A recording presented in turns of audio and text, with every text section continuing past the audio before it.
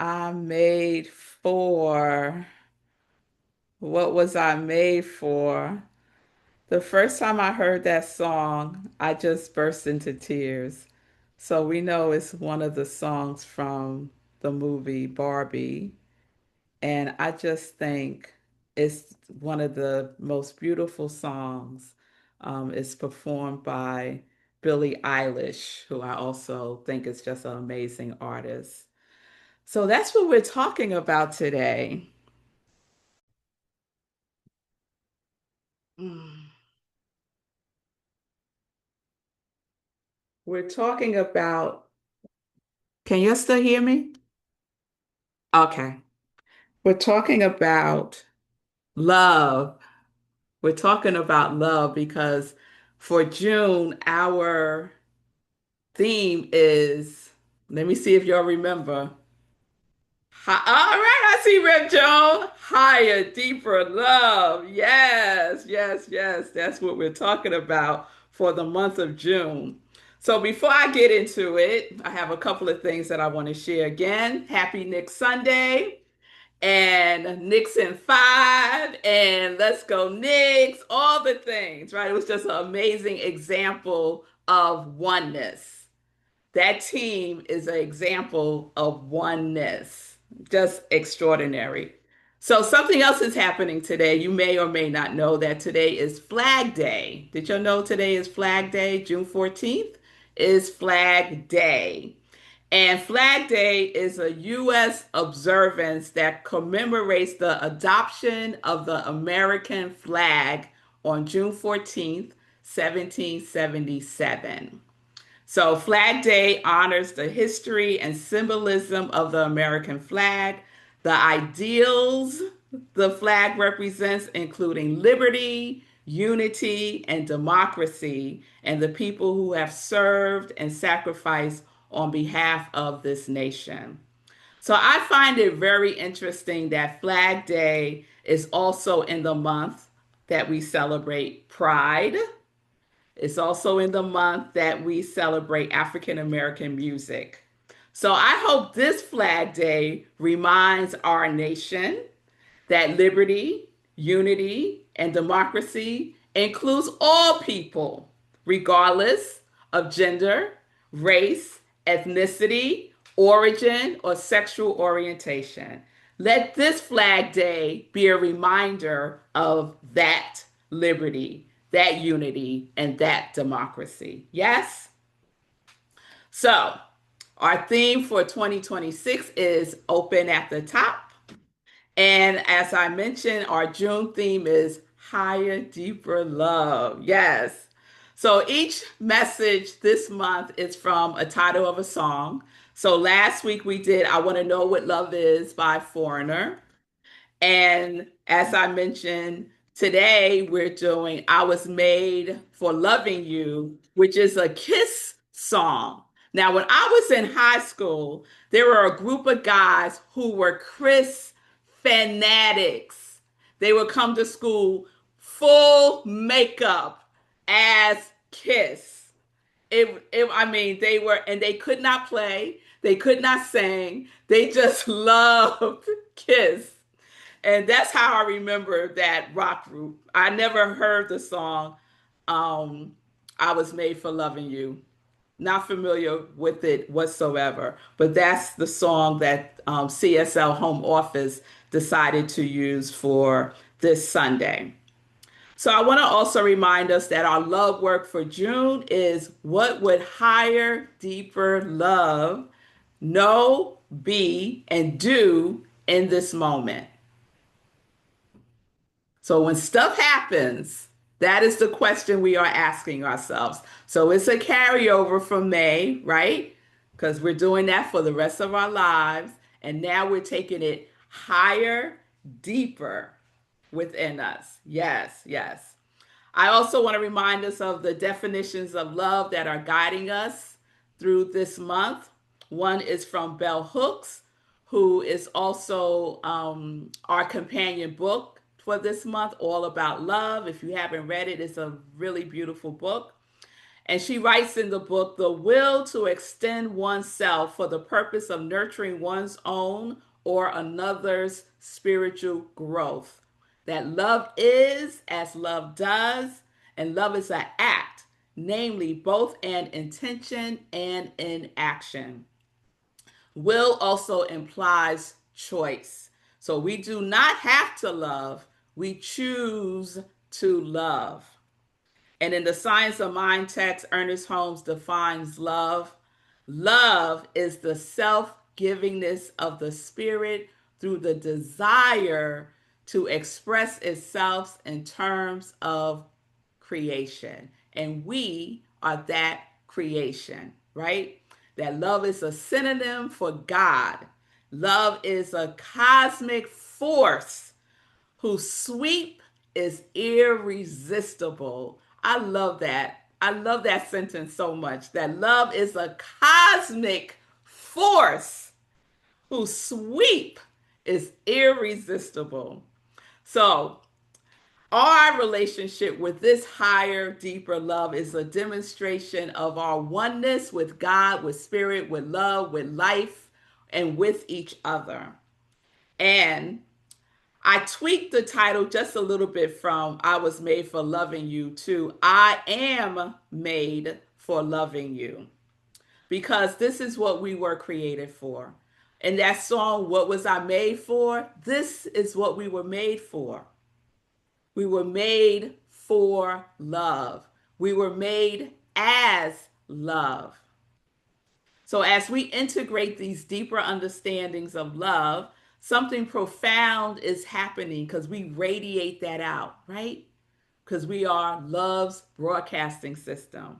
And we get to be living examples of the very love that we wish to see in the world.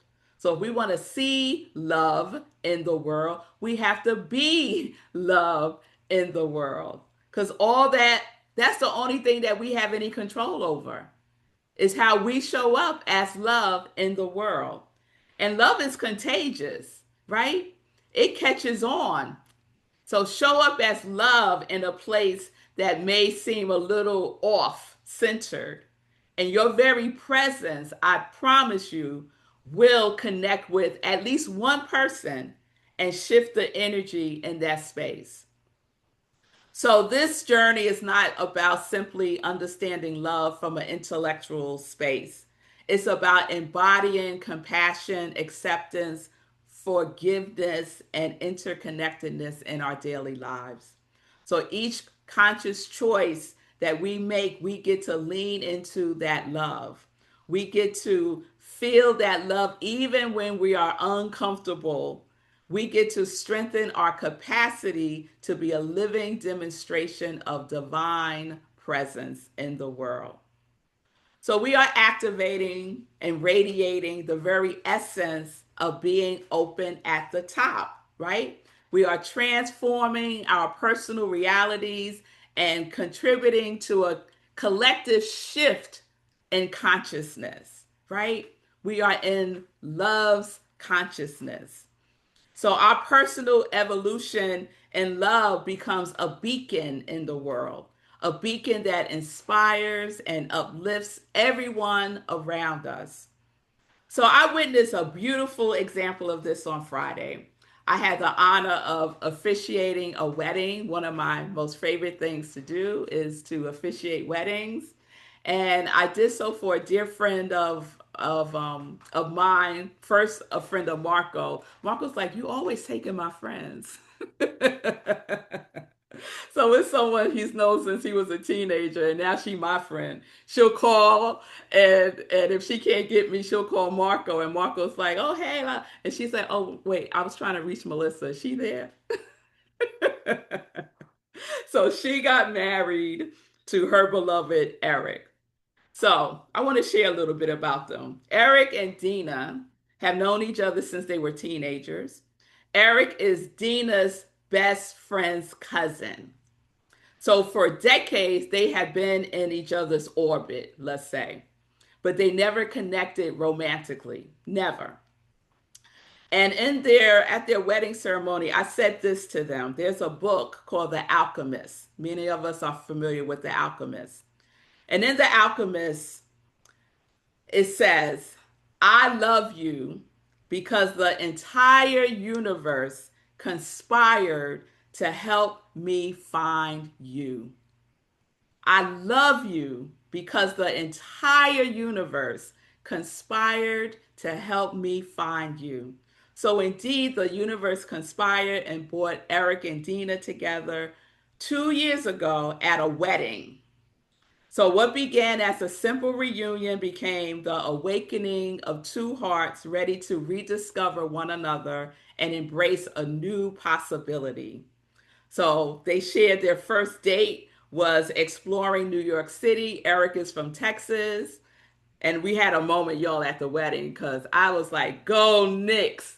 And half the folks there were from Texas and they was like, "Go Spurs!" And I was like, "I will pack up my things and leave." This is a Knicks wedding because Dina is a Knicks fan. She's a Knicks fan. She even had for her wedding cake. She had little cheesecakes and they were decorated in yellow and orange and blue with a basketball on it. So she's not playing about the Knicks, okay? So they spent the day exploring New York City, and at the end of their first date, they shared what they describe as a hug that held within it the promise of new beginnings and endless possibilities. And from that day forward, they have been together. So their love story beautifully illustrates what Ernest Holmes means when he wrote, a cosmic force whose sweep is irresistible. They have known each other since they were teenagers. Love's force is irresistible in divine right timing. Not our timing, divine right timing. So it took 40 years, y'all. It took 40 years, but that love's cosmic force swept through Dina and Eric's lives and expressed itself on Friday at their wedding, at their covenant of love for each other. Now, that took 40 years.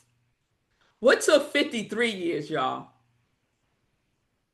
The Knicks.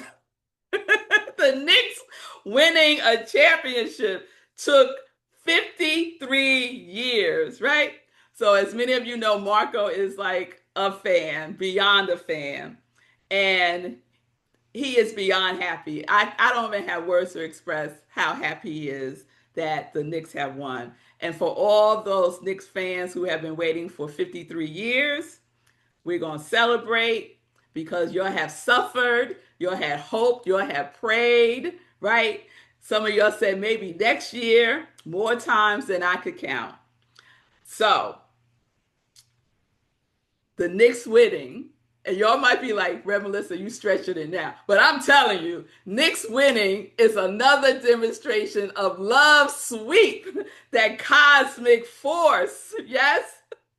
That is sweeping and is irresistible because it was almost a sweep, y'all.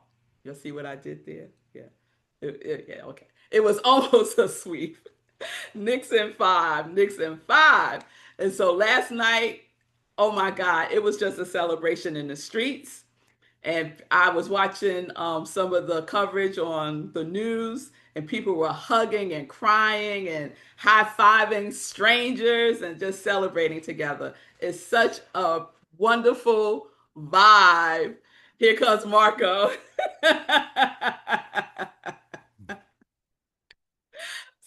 So happy. So, what does that have to do with a higher, deeper love, right? It has everything. Because I'm telling you, the vibration in New York City has risen. It is, you can feel it. Zola was out in the streets. She was down at Pier 17 at the watch party. And she was like, I've never seen anything like it.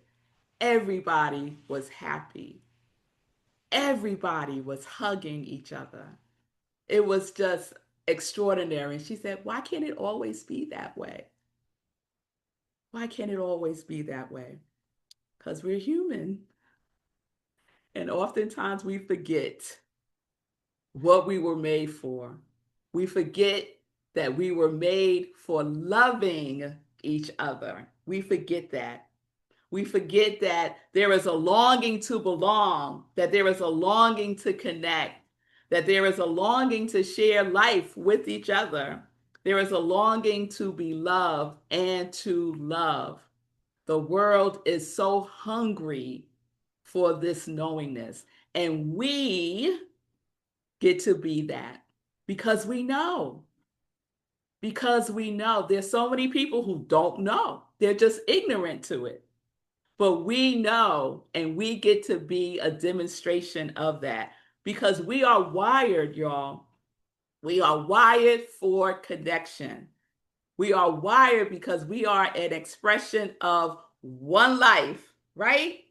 So whether it's two people finding each other after 40 years or a city celebrating after 53 years, what moves us is not merely the event itself.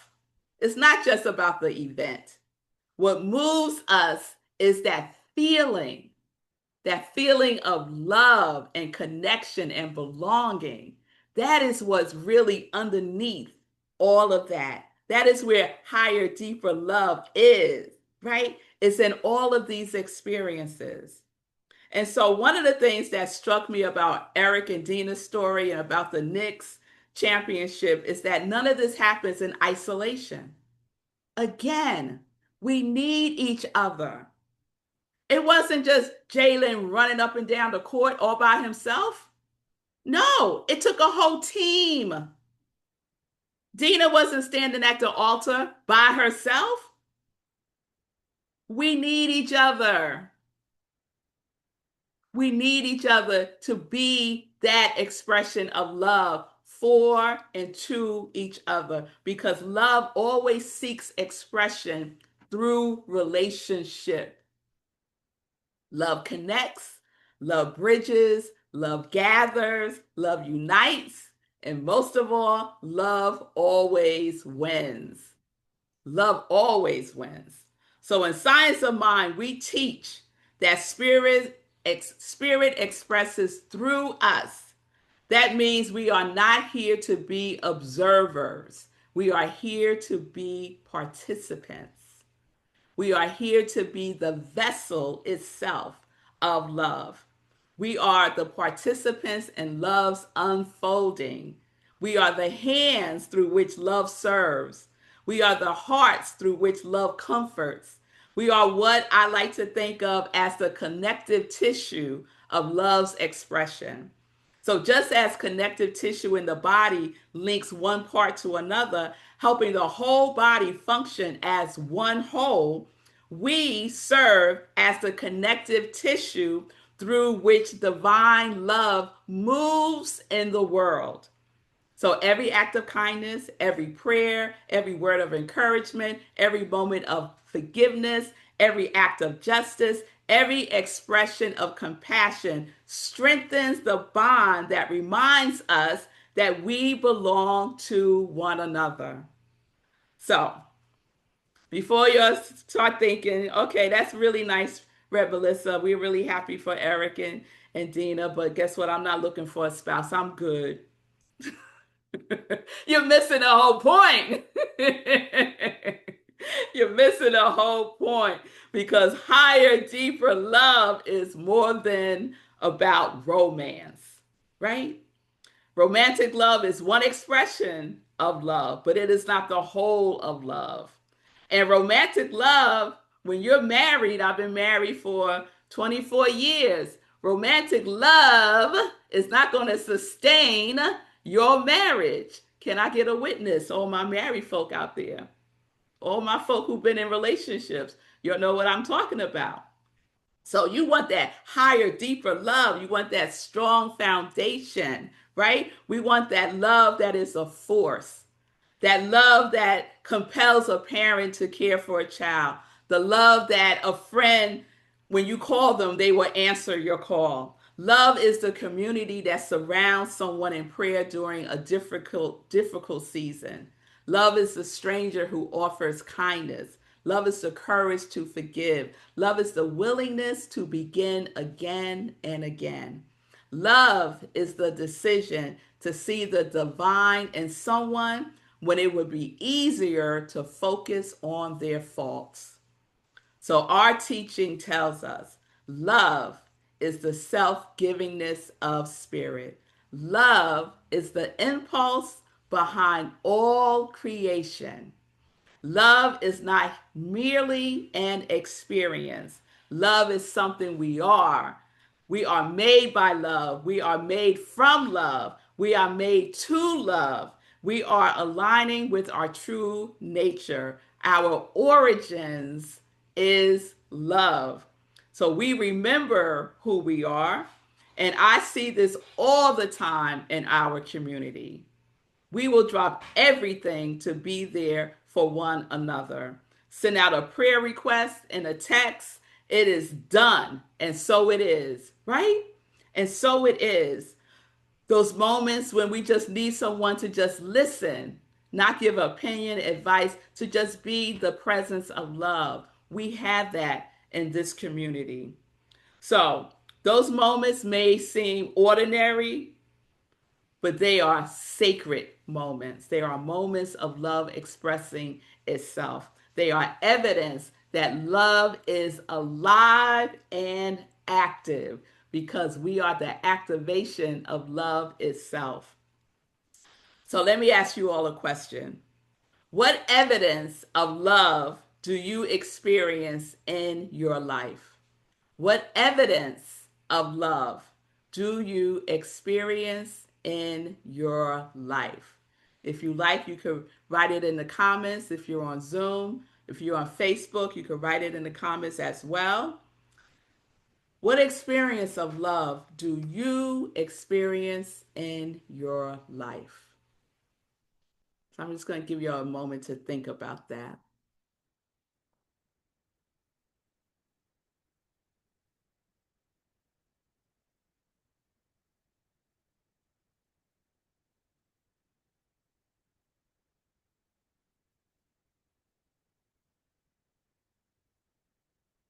I don't see anything yet.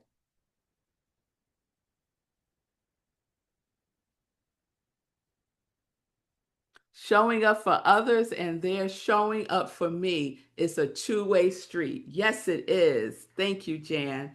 Susie, the love of this community, the love of my daughters and dear friends, family, and friends. Yes, Susie, beautiful.